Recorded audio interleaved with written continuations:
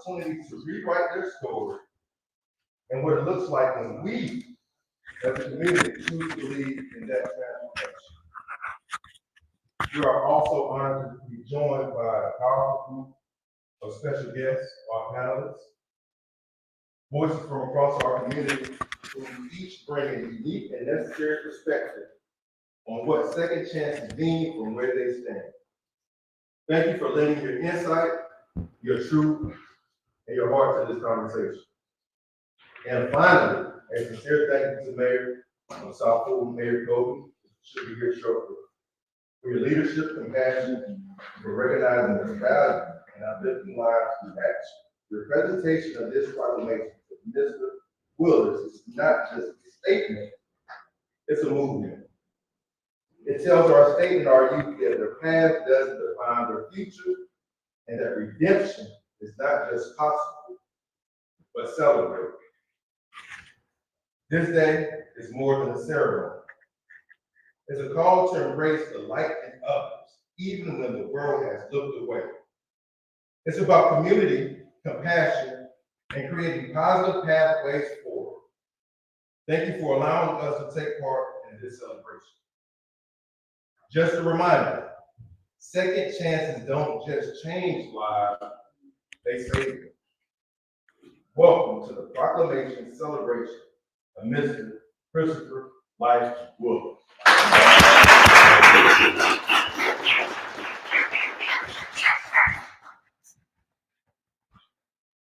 So, due to time constraints, we're going to step right into our panel discussion.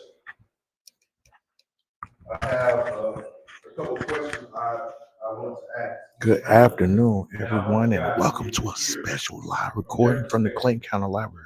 Now, today we are gathered for a momentous occasion, the Proclamation celebration honoring our esteemed brother, Christopher Willars. He's up there, he's with the Life Unit. We are deeply grateful for the presence of the Honorable Mayor Kobe of South Fulton, who hasn't arrived yet, but he'll be here soon. And he's going to join us to help commemorate this important milestone.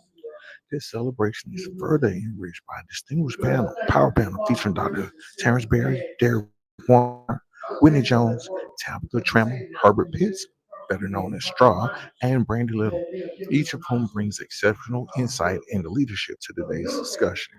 Our panel will be moderated by the skillful Octavius Holiday of the Pod Movement, ensuring a thoughtful and engaging conversation. I want to thank you for joining us today and what promises to be an inspiring and impactful event. Let's go ahead and check it out.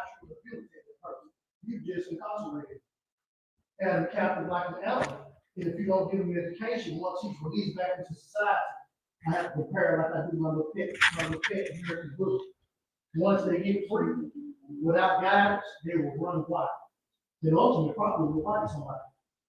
But if you give them education and guidance and love, then they will be loving and caring as well. And they will pursue their dreams that they do. And I want to say one thing before we continue this panel. I want everybody to take hands and introduce yourself. I give a short introduction before you answer the first question. So the group can get a little bit better into that.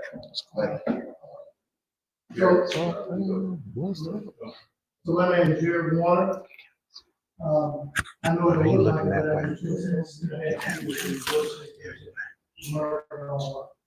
I've been home now almost 6 years. And now I'm a journey for the kids to incorporate all business that you can keep now.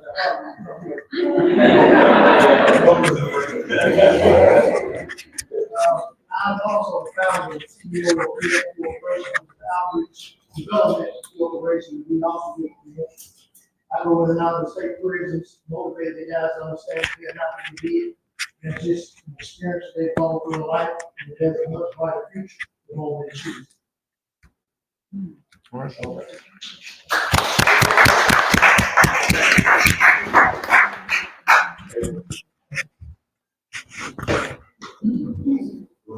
Hi, everyone. My name is April Hall. I am the CEO and founder of AP Rose Entertainment, which is a platform for those from incarcerated justice individuals, so they can express their creativity and they have a voice that it can be heard I'm also the executive director of the Queen TV show, which focuses on women who are formerly incarcerated, who now with that stigma on their back, they're out here, they're finding their eyes, and they're lost in love, they're on their own business.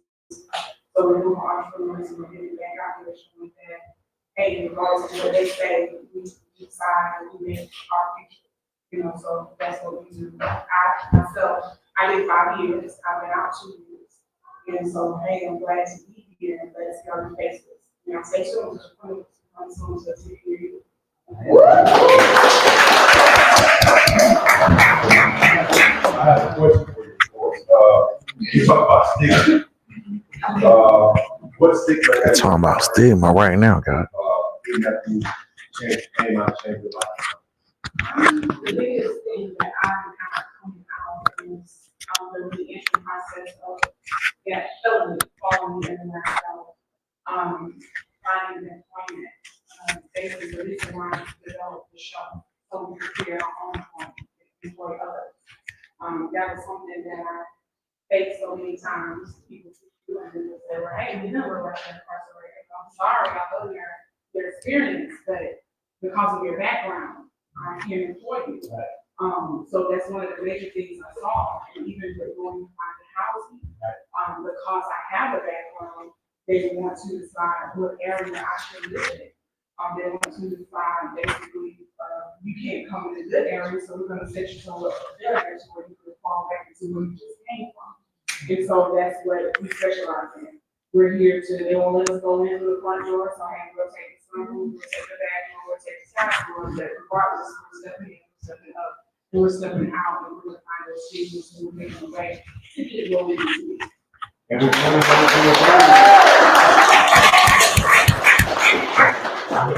one of those doors legal this time,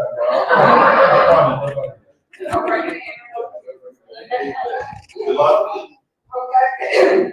Good afternoon. My name is Yolanda Diamond. I was incarcerated for 20 years.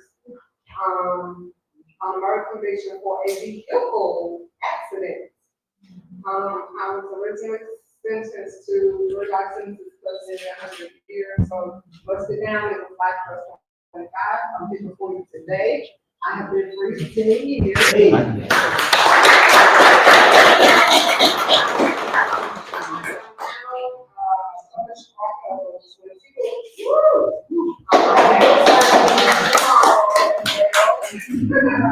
And I'm also a founder and CEO of Diamond Culture. I sell retail. And I'm also a castmate of the Queen of the reality show.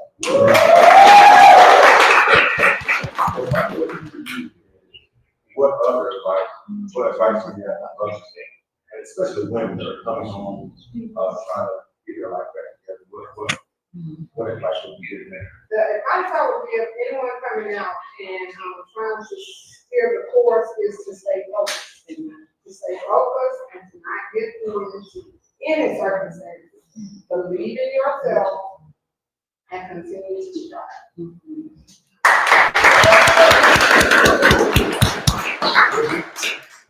Hello everyone, my name is Lady Tone, and I'm the founder and CEO of the Right Foundation. I actually started that organization in honor of my father, who was killed by my father when I was 5 years old.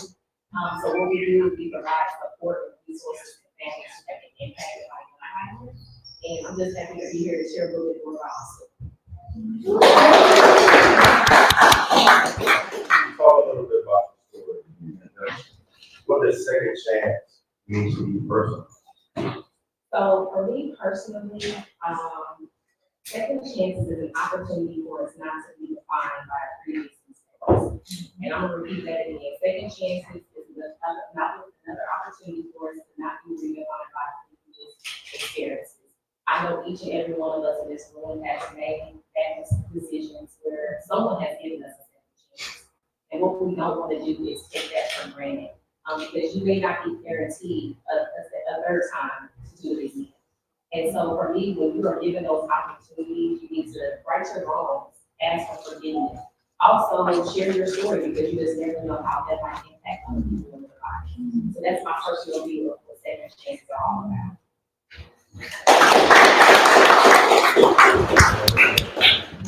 There straw. My name is Herbert Pitts. I'm an ex-offender. I did 31 years. I was sentenced to life in 20 at the age of 19. Now I'm an operator on my own trucking service, Strawhead Enterprise.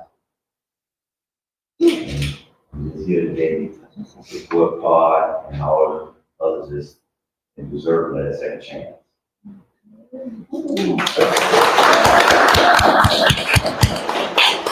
Can you describe the moment when you give me a second chance and how did it impact you?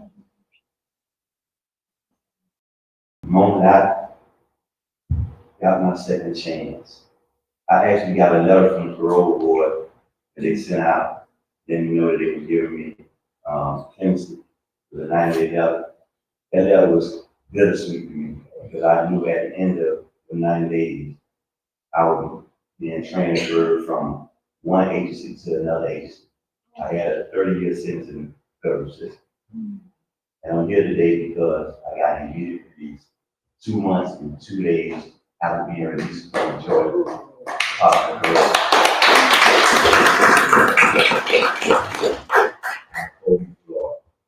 And the impact was the day that I walked out of that prison at 5:15.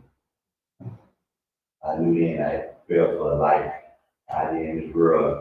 I had left for 31 years when I was 19 years old. And the responsibilities that I had to now face. I said, I know I gotta grab one of these and don't look back. So the impact was rough. But hey, I'm here today with the support of my family and my future wife right here. Hey, make sure you sit on the camera now. Sit on the camera.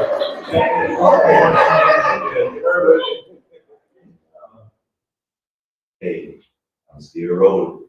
All right. I want to build on that thought for a second. And I guess I'll start with April here. What do you believe is the misconception of formerly incarcerated? We'll talk about women first. What's the big misconception that society has? So, first they think that we are all bad mothers. That's the first thing. You made a mistake, you went to prison, it's okay, you're all a mother. Not knowing that some of the decisions we made, we were forced to, or that we had to for the betterment of our children. We all make bad mistakes, we all make bad mistakes. But what I've seen is coming out that they assume because of their background, because of your incarceration, that you are a horrible mother and you have to fight the system to gain custody of your children. And then you have to go through that battle. That's one of my major things that I know. And then I have a question for you. Did you have kids before you were incarcerated? I did. When I was in, I had a 3-month-old son and a 3-year-old. And I had just had her 22nd birthday. And that was the most difficult thing I have ever experienced. And so it was the same issue. You were a bad mother. You didn't make the right decisions. Coming out is really harder. I came out to grown men. And so I had to reestablish that relationship, and I'm still working on it right now today. It's hard. Gary, I want to kind of piggyback off of what I asked our ladies here. What do you think for men, one of the biggest misconceptions that the public have about guys who are, are formerly incarcerated? Gary? Yeah. I want to kind of piggyback off of that same question. What do you feel like is one of the biggest misconceptions for the men that have been formerly incarcerated as public? Well, number one thing is that people tend to hold you to the same standard that they held you to prior to being incarcerated. They don't allow them to grow. Like, I was 18, I'm 50, so I'm a totally different person. My dreams, my goals, everything I strive for is totally different. My sound, mentally. The things that I want out of life is good and wholesome. Whereas when I was young, I didn't even know how to determine that. 18-year-old kid just trying to find what he like. You don't know how to make sound decisions as a mature adult. So that's the number one thing. The second thing is, and this is a big thing, and I say this to all the females in this room, you have to understand that a man coming out of prison that was a teenager, that is now an adult, which still has a concern with relationships function as though he's 18 years old. And that is not to beat down us. I say us because I'm part of this, but it is to make you aware of the fact that we need room to grow with it. And even though we may commit in a relationship, just understand that we're still trying to find our way through to make sure that we're not doing wrong by you. Just imagine us jumping into a commitment, not even really being sure about what we want. That's not fair to you. So just leave room for that growth. Be patient. Amen. And we got that also on video for you.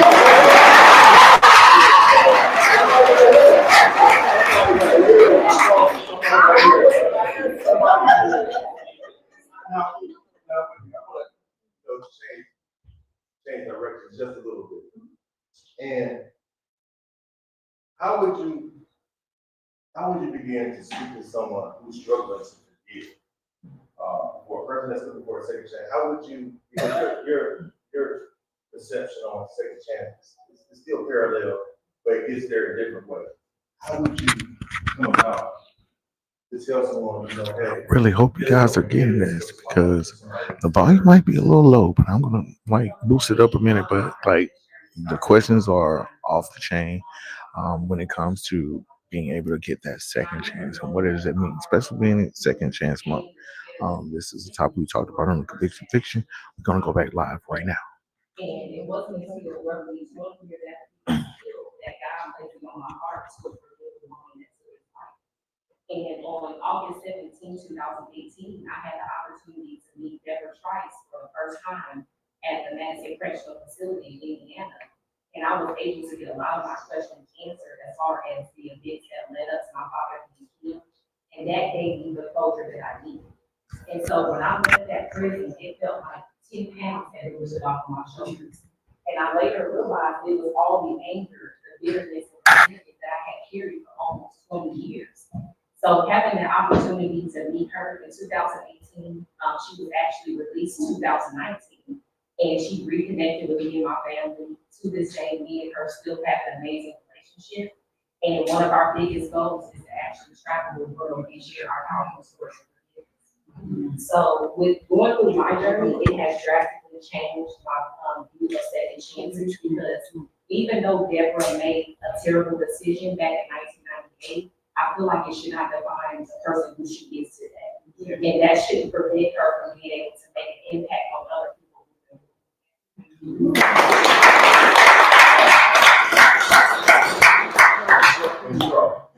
You said, but you definitely gave a story of redemption. What does redemption look like for you when it comes to your second chance? Redemption for me, my second chance. For so many years, I had redeemed myself year after year after year. And make the choice to change. And I had changed from the job that I left the prison system with. I had changed and redeemed myself to get back out of society and tap on this world out here. So, Do you feel like it's something that we have to earn over time, or? yes, I feel like it, yeah. I feel like we do have to earn the time because I had to earn it. And I know I earned it when they gave me that letter saying that we have the redemption in itself. We didn't decide to say, you think you're ready. Go back out and decide. So, Derek, I want to ask you a question. On your journey to your second chance, was it any specific people, programs that pretty much elevated you to, because you're an entrepreneur now. What was one of your main points or people that helped you elevate your life on your journey to your second chance? So I'm not to start at the beginning of it, when you asked about programs and things that I did. I know for being in Hayes, 2003. I was transferred from Frank Scott. I finished Frank, as a matter of fact, I was in heating there. And I got to Hayes, and a good friend of mine, Antoine Rivers, and everybody knows he was there. He wanted all us to be known. So James Dolan, the commissioner at the time, that just came on the compound and introduced a concept of taking care. I went in the program not to be a part of the program. I went in the program to be a part of other Muslim brothers. Because I'm Muslim, we would have opportunities to kind of be in close proximity to each other. Who would have known that I would have not only graduated the program, but Muslim institutions to start the program. And I did that for almost 15 years. And I still do it. Like right now, I'm in the midst of trying to help them rebuild that concept. I say that to say this, that no matter whether you're inside or outside, it's all about the determination of what you want to do in life. If we thrust our energy into negativity, I guarantee you that's what you'll manifest. If you assert yourself in a positive way and put all the energy in your thoughts and your efforts into that, I guarantee you you'll be like Chris Willars here trying to about to receive the reward. So it's about choices. And once again, I say that as young people, we do young people do. That's the grace that God gives us. We take that opportunity in your maturity to find out how to be mature. That's a personal growth. But when you become an adult and you begin to mature, if you make decisions of immaturity, that's what you want. And you just reap the reward of what you put out. That's just it.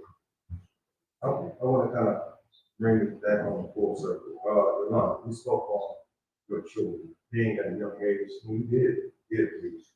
How supportive have they been now that mom's home on, giving you that, I guess, that push to your second chance? How instrumental have they been to your process?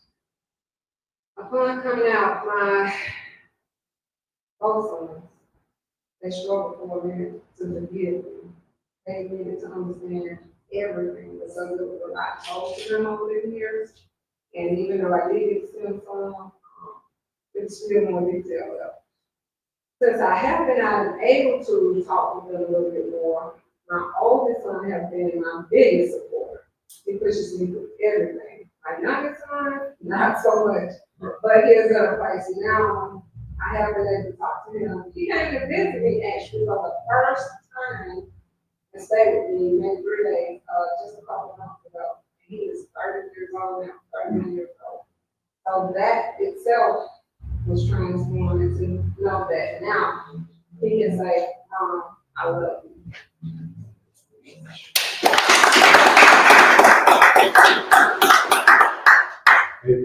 You've done a lot of great things. What do you feel like your biggest support system thus far achieving the things that you have on your journey? I would definitely say God number one. Always my backbone. But my children, I have 4.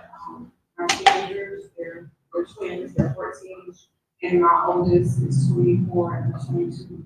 They support everything I do. They're like that. You hear that song, hype me up? They might hype me. So, in the car, in the car, and I have to say that this platform I live, the Queenables we have supported each other, we're there for each other. We're on this journey together. So that's my tribe. And so those are my biggest.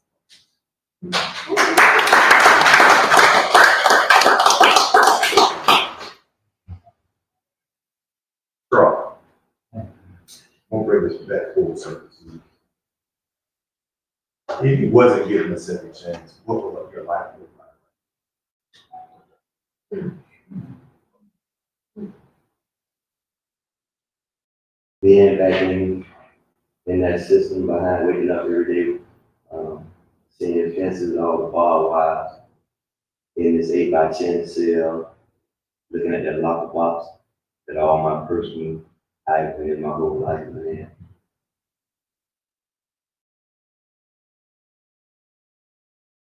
it wouldn't be good, but I will continue to do what I did on a daily basis my last 7 years. Continue to try to uplift some of the guys coming out and just put out positivity.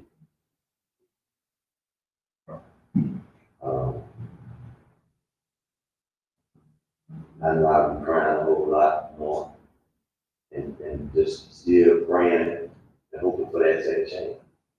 But then for that day to call. You've, like you said in your story, you kind of seen it from a different angle. What would you tell individuals that are victims of, any type of violence, gun violence? What would you tell those who are struggling with that redemption story of forgiving people that deserve a second chance? Absolutely. I want to first start by saying that I understand that we live in an unforgiving world where it's easier to hold grudges against people versus forgiving someone that hurt and caused us so much pain. But just based off my personal experience, me getting over that anger, bitterness, and resentment, it actually would restore my peace, joy, and purpose. And not only for me, but also for them. So for anybody who struggles with that forgiveness part of it, I just say, make that decision to start that journey and be intentional and give yourself grace, because throughout that process, you may have to relive some of those moments that caused you so much hurt and so much pain. But I guarantee you, once you get over that hump and all that anger, bitterness, and resentment goes away, it will also restore your peace, joy, and purpose. And so I just want to say, if I can do it, I forgave the unforgivable. So if I'm able to do it, I know that each and every one of you can.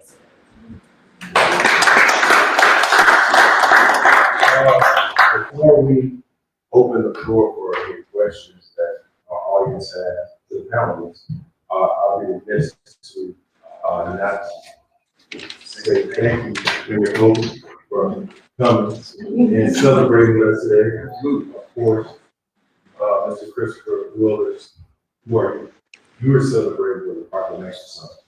We want to thank you. So we're going to open up the floor before we give it to our speaker today. To any questions, answers.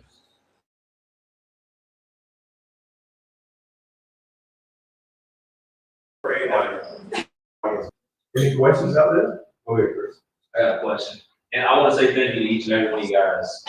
Not just for being here, but for all the work you guys have done. Representing the importance of second chance, different perspectives and all that. My question is Second Chance Month. What do you say to the people directly? If I was somebody that said, you don't deserve a second chance, or the gentleman behind that picture behind there on the wall don't deserve a second chance, what do you say to somebody that may have that totally opposite contrast? Anybody? Yes, sir. Yeah, so my question then would be, have you ever made a mistake about it? And if you feel like that mistake that you made didn't deserve a second chance, then why do you still pursue to get anything out of life? I mean, it doesn't make it slightly trans. To say another person that deserves an opportunity to become a better person and have an opportunity to, cultivate themselves and have a better life would be to say that you don't deserve it. Any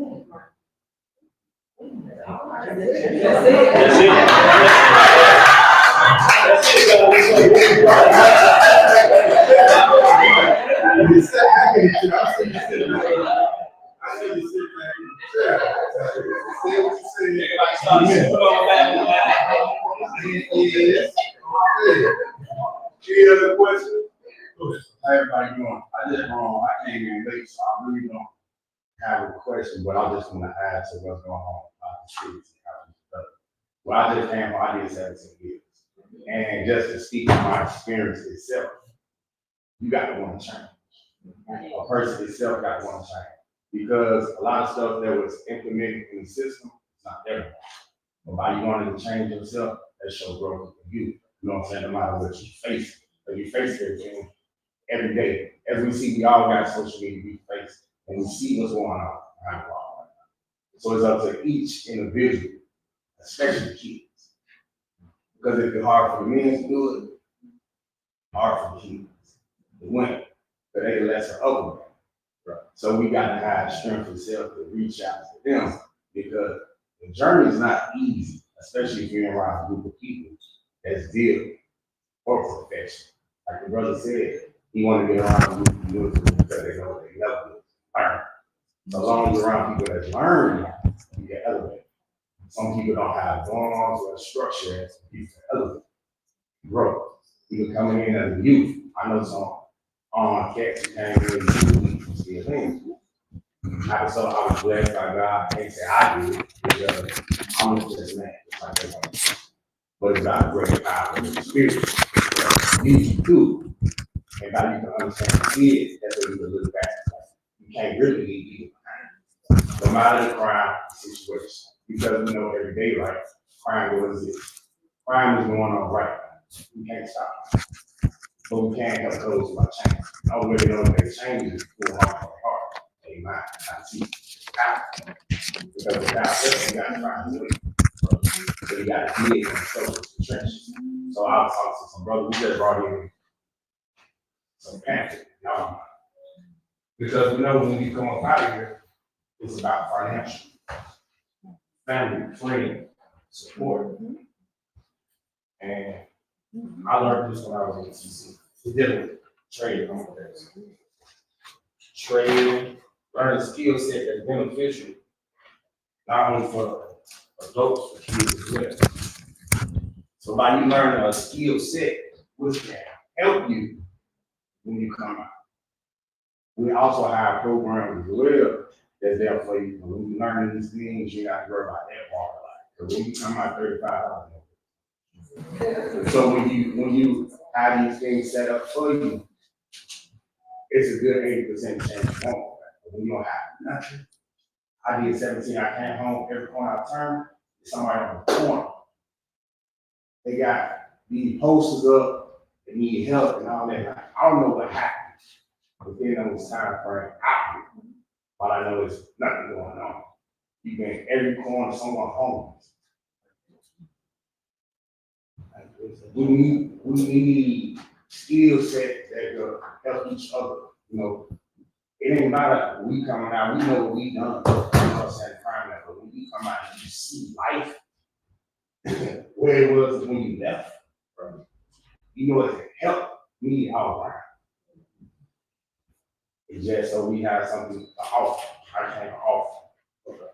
This is my brother, and they've been doing it for 10 years as well, more than that. So we heard about this. I'm offering, you know what I'm saying, support. We just want to teach them. That's what we grew up on. We just want to teach them. I'm talking about you can't, it's the P's. Prioritizing, that's part of your change. You have to learn how to prioritize. Persistency and prepare. You can't prepare. All right. You can't prepare. That's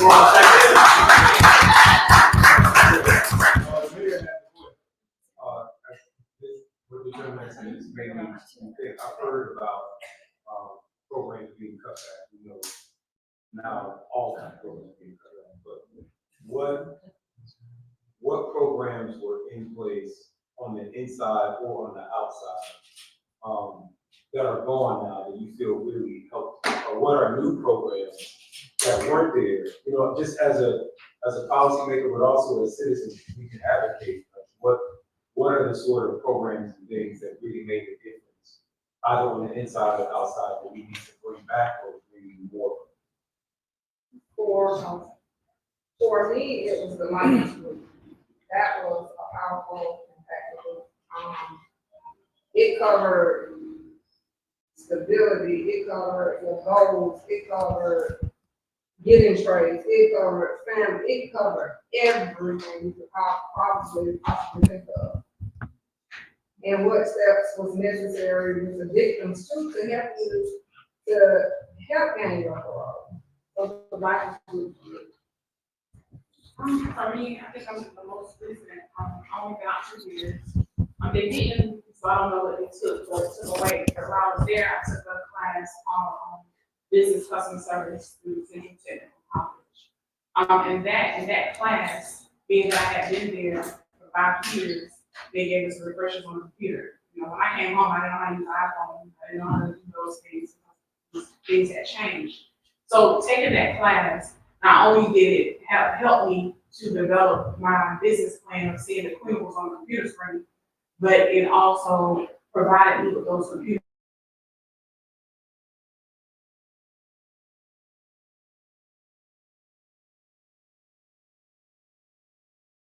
and what was technology, because now you have to know this technology. It's very hard to do application without doing that, not being able to do it online, on your phone. And so those were things that I was glad that I did take up, because it kind of prepared me and helped me to get out here and know what was going on while I was there. And I'll jump there for me myself, over my 16 years of incarceration. It was about being a dreamer. I started a program when I was in my 20s, maybe. In my 20s, called Young Men on the Same Path, where I was located in the faith-based at Macon State. And my counselor, I told my counselor, I want the worst of worst. I want gang members, I want folks that just get out. Oh, I want the worst of worst young men. And watch how positive influence can change a young man's life. And it did just that. So I think sometimes becoming a dreamer, there may not be programs that are installed now, not only behind the wall, but also in our community, but it's always being able to be innovative, always being able to be a dreamer, and creating that truth for yourself. So sometimes you have to do that. Yeah, and speak to that, peace everybody. Speak to that. A lot of people aren't dreamers. They can't dream that far as something being productive. So I'm from New York. I was in New York prison. They took out a lot of stuff like plumbing, electrical. They did have HVAC, but they started pulling that out of a lot of prisons too. So now people ain't coming home to no skill set, and the only way you get into like plumbing, electrical is if you're in a janitorial unit, like if you're working for the facility and you're working through like a staff member. That's the only way you get to know that stuff. Outside of that, for me, it was technology because I was in school. The prison I was in, they had a school. It's called Bar Prison Initiative, and they had a computer room where we were able to download computer software. So because of that, that elevated to Photo Patch, to Unlock Academy, to Atlas 180. But we were able to do this because now we're familiar with technology. That was a skill. They don't have a lot of that stuff going on inside. You know what I'm saying? Where a lot of the population was able to go into the computer rooms. So they are the ones that possibly need that too, and it's only for a select amount of people. So stuff like that, like more technology access, trades, because people gonna always need a car getting fixed. It's not enough of that. Cement, like how to do floors and stuff like that. All kind of hand stuff, you know, like labor stuff, but they didn't have a lot of that. That's why people in New York was turned up. Go to the yard, it's turned up. Now the whole jail is shut down. You know, it got to the point where the officers was on strike for like almost a good month and a half because they couldn't control the population because they're not focused on anything else but what's happening now. You know, and speak to some of y'all that have been down for some time. There's people that's been down some time too that been trying to talk to them, talk to the younger youth, but the youth that's coming in now on this K2 stuff change. You know what I'm saying? They ain't listening. They burped already. You know, so I just wanted to share that. Before we get to our next question here, I want to also say POD is very effective in the prison system. Also, One Way Youth Foundation also are very effective in building men up behind the wall. Where we do get on phone calls and we do get on conference calls. We do connect with our incarcerated brothers, so we can build. And it starts, you know, in that space. And I think POD is definitely a great resource that we use to bridge that gap between not only society and the men, but also between the men and our state officials, our road boards, our DOCs. So we're going to continue to elevate POD and continue to push it through the Department of Corrections, so we can start, continue to build kings, all right, and queens, but the queens.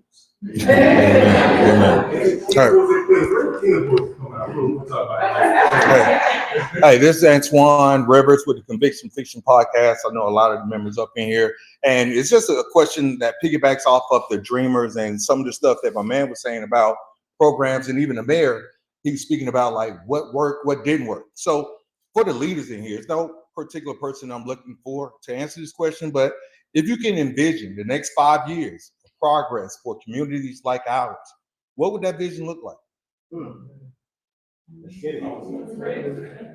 I've been listening over here, guys. So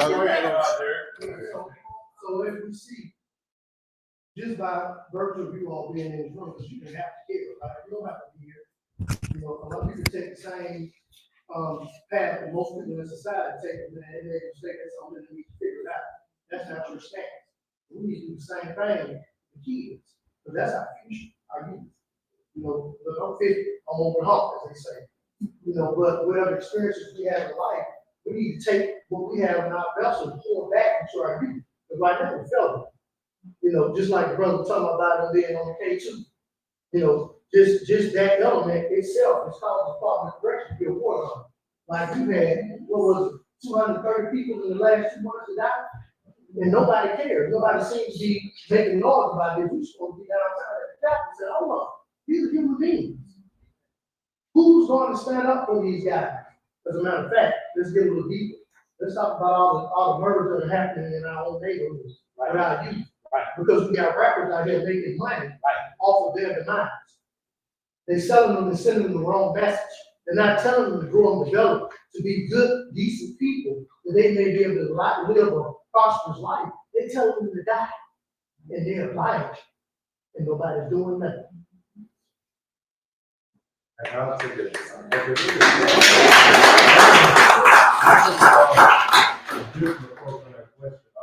I think it starts with partnerships. First and foremost, the Life Unit, great partner to the community. These partnerships expand how many people you can reach, how many people you can touch. So I think it starts with partnerships and actually knowing your community. Grassroots, getting out on the ground, talking to people. That's where second chances and these conversations come from. That's why we do have these conversations. And that's why we are celebrating Chris, because he has put in the work, the effort. Every day, it's hard. Every time I call him, he's somewhere else. I think he was in New Zealand last week or something. I don't even know. You know, when he travels and this is what he does, he opens up doors for others that we wouldn't generally be able to step through. You know, calling Chris and saying, hey, he said, man, I might have a conference in New York or California that I may have you speak. I'm like, man, okay, well, it opened up these doors that we would normally not be able to walk through. So, and that's not just our only partnership that we have. We all partner with each other. That's why I'm here today. Partner with each other to try to gain that access to a better community. To answer your question. We're gonna cut this a little short so we can agree with you know, time constraints. So go ahead, brother. Let's iterate on what you said about what is a need for the agreement, everything. We all have life. Like the brother said, he wants the Russells of the Russells to come out. His life. Through the darkness, our light shine. So we know if we illuminate the light, no matter where we go, they will pick up on us. Because what? They drain. They don't got nothing in it. When you void, you're gonna be hyped. There's a lot of void is going on. So when you feel that void is up, you got to feel it right. And there's positivity. Positivity gonna override negative energy every time. That's love. Positivity is love. Let's break it down. Love conquers everything. Right? And we have love. Everybody in here got love because we're here. Right? No matter what the situation is, love conquers everything. When you got love for it, it's gonna grow. No matter what we do, it's gonna grow. Because I write books. Everywhere I went, if a dude wasn't doing that, what you doing? Do this, start it. You know what's going on? I got 5 books, I got this because that light. So we have light in here. You know what I'm saying? It ain't about if they receive it or not. You gotta let it shine and get it. You're not doing this.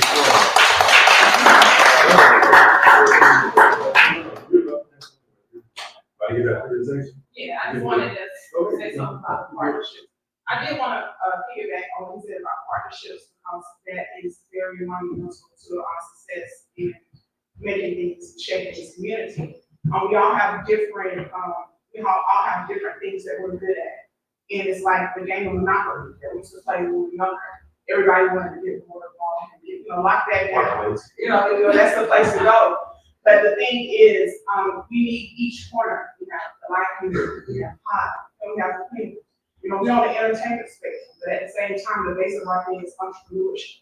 And what we're doing is we're building bosses, we're building leaders. And once everybody comes together and connect, you have someone that can fix or help in any situation. And those partnerships become very monumental to our success. And so that's the biggest thing about networking. And being out here with boots on the ground, those partnerships really mean a lot. And so that's just something I just wanted to mention, because I feel like everybody should just really focus on that. Getting those partnerships and geo partnerships, getting those networking, those things to bring everybody together, so that when you can't help someone, I can't help you, but guess what? I know somebody who can. I can't help your son, but guess what? I got it on lock. They can lead them in the right direction. Hey, I got somebody they trying to build, they've been coming out, and look, there's a woman, they got good skills, and they want to show, they want to help you, they want to build their business. Hey, someone over the point in a couple of months, some to the kingdom too, we got you. Because the thing is, basically what we're doing that is we're covering all bases. They can't attack our culture, they can't attack our children if we're strong from the foundation. And partnerships bring the foundation, they make it stronger. And so it's something I just want everybody to think about. Let's get those partnerships and that foundation strong. We're gonna take one more question. And you said somebody has to take the ball. I just want to first thank all of you for being here, for honoring Chris, and just letting you know that for a mother who has a son who's been in it for 26 years, this gives us hope. That's my son. And I just feel like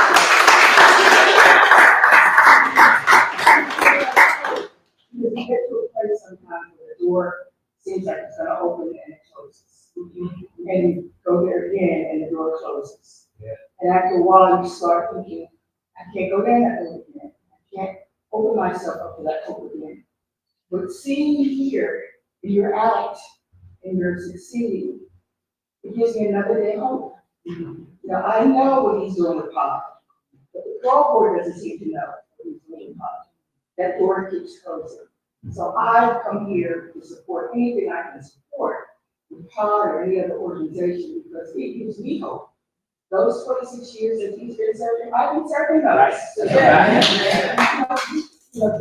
When he was sentenced, the judge said, this is his sentence. That's not true. The family serves that sentence. In 26 years, I've been serving that sentence. Not talking to people, not letting them know where my son is, not tell people I have 2 children, not just one. So many years, I've been in the school system. You don't just announce that your child is in prison. So I've been working on getting myself together, preparing myself when he comes home, what meal he's gonna have, what hard he's gonna do. But it's been a long road. And I just want to thank all of you for helping me. These kinds of events help me to keep going. Right. It helps me to help other people know what it is to be a mother that has a child there. I lost my husband, I lost my parents. All these things that you experience are part of your growth. But these kind of events really help me to still have hope. So I thank you for sharing your stories. Because I know that I want to probably go over the presentation, but I just want to encourage you that the parole board does know what's going on. Again, I promise you that. So just take time and patience, and we're further than we was yesterday, and we're definitely going to see some great outcomes. Especially with those guys.